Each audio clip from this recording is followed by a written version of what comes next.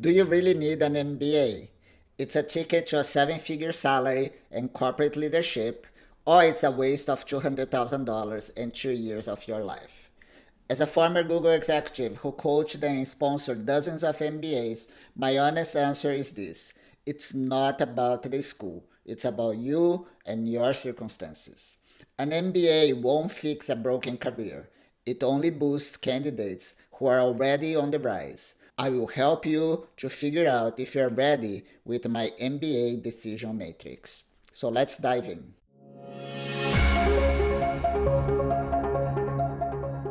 Welcome to CareerZCast.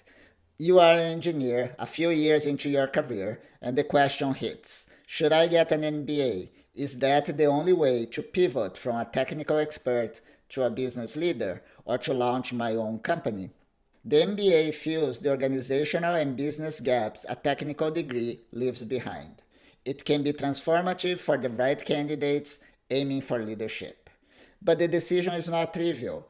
Top schools are expensive and time consuming, and many tech leaders are better at learning by doing it. Stick around until part 3, where we will look at the decision matrix. But first, let's look at what you learn in an MBA and understand the pros and cons. Part 1, MBA Learnings and Value. There are several things you get out of an MBA. Let's look at the most important items. First, prestigious title. The MBA, or Master of Business Administration, prepares you to manage a business or organization. It typically covers strategy, finance, operations, and marketing. The degree is a fast pass, opening doors to the C-suite early in your management career. Networking.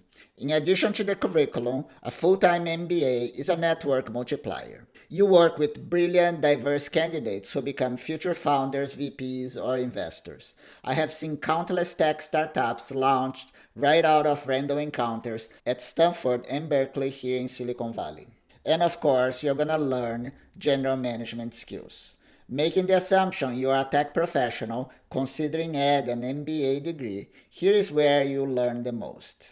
Closing the management gap. You're gonna learn about financial accounting, things like reading a balance sheet and P&L, corporate finance, things like M&A and valuation, and operations, scaling manufacturing and supply chains.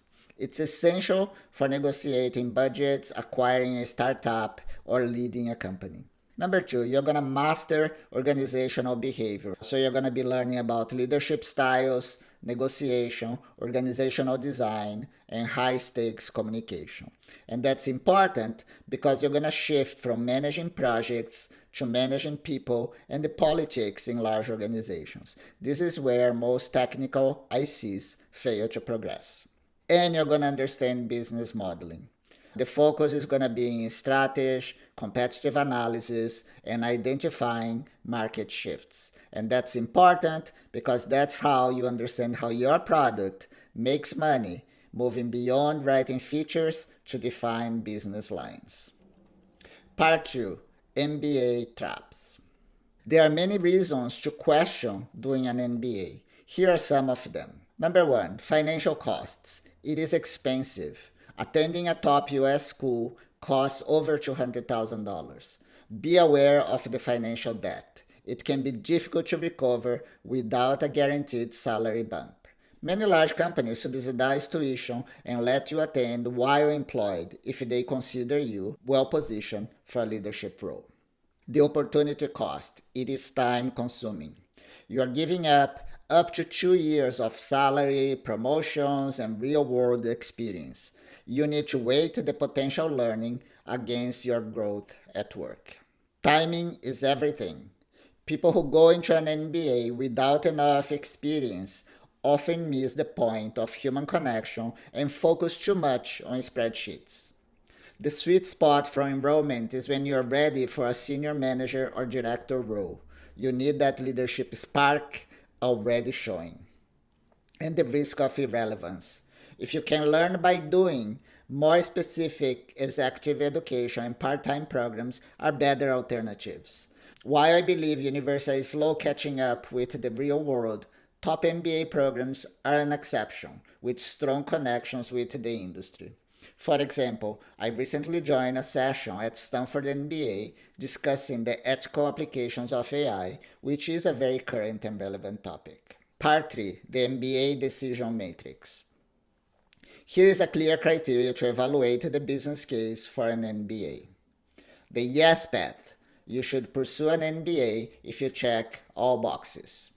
Number 1, experience. You already exercise leadership beyond your current roles and have a few years of experience under your belt. Without it, you'll be just a better spreadsheet pilot. Opportunity. You have already been considered for leadership positions or concretely want to run your own business. An MBA will not fix a failing career. And number 3, financial resources. You can afford the cost of attending the MBA on your own, or your employer either sponsors or subsidize the costs. On the other hand, here is the no path. There are serious red flags for pursuing an MBA. Number 1, a domain expert career.